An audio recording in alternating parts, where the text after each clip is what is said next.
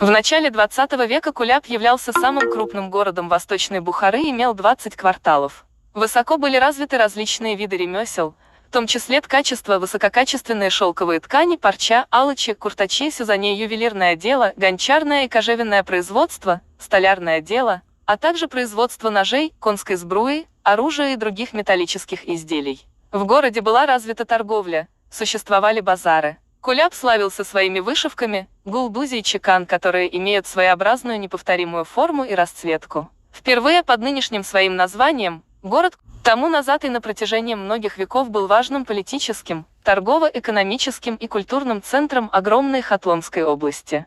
Город находился на одной из веток Великого Шелкового пути и имел тесные торгово-экономические и культурные связи со многими странами Востока и Запада. В период Средневековья город Куляб был важным политическим, экономическим и культурным центром. Здесь функционировало большое количество мактабов, школ и медресе, высших учебных заведений. Были развиты различные ремесленные производства и торговля. Активно действовали литературные и научные кружки. В XVII-XIX веках в городе Кулябе жили и занимались творчеством 40 поэтов. Наиболее известными из них были Насех, Абдурахман Ходжа, Хаджи Хусайни Кангурти, Бисмил, Шохин и другие. Найденные останки построек и мавзолеев свидетельствуют о высоко развитой культуре архитектуры и строительства. Индивидуальные туры в Куляб. Индивидуальные туры в Куляб. Эксклюзивные туры. Туры в Куляб – один из древнейших городов Таджикистана, чей возраст уже перевалил за 2700 лет.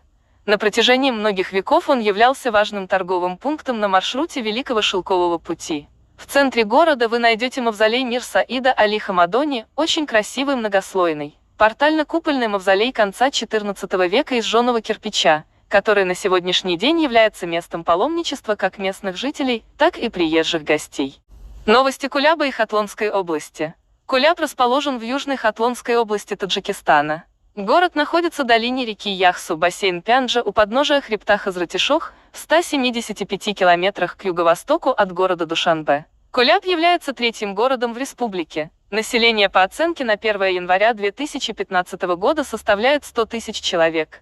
В Кулябе откроется филиал Российско-Таджикского университета. Филиал Российско-Таджикского, Славянского университета будет создан на базе школы номер 7 в Кулябе. Преподавание будет вестись по общеобразовательным программам, действующим в России. Душанбе, 16 января. Спутник. Правительство России одобрило проект соглашения с Таджикистаном о создании филиала Российско-Таджикского, Славянского университета в Кулябе.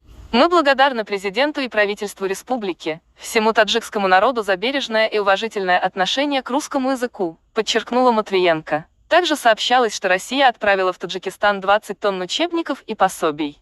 Книги предназначены для школ, где преподавание ведется на русском языке. Это учебники и пособия по литературе и русскому языку, математике, физике, биологии, химии, информатике и другим предметам.